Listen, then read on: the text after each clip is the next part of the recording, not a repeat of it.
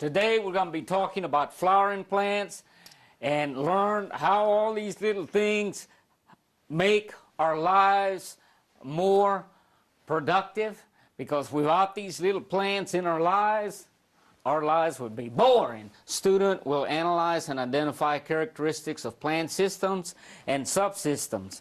The flowering plants make up the largest group of plants known as the angiospermae, okay?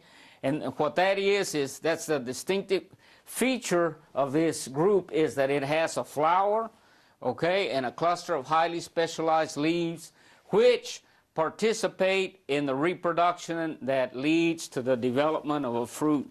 And of course you can see that kind of clearly right here in this lily. And then of course you have, in many flowering plants, you got clusters, inflorescence clusters like these here, and you can see each one of these is a cluster.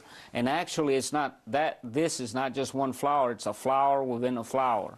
And you can see very clearly and vividly here in the clusters. That's very important for you to understand that.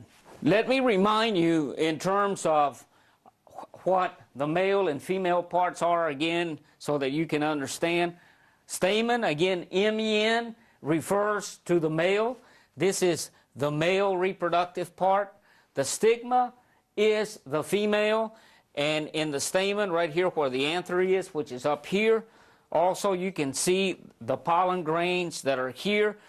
The anther is going to open up, and those pollen grains are going to come out.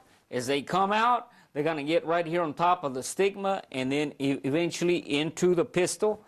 And those pollen grains are going to go down here to the bottom and bingo, fertilize the ovule, which in turn turns into the fruit, the fruits that you and I eat. They're all developed from this process of fertilization. That's what's very, very important for you to see.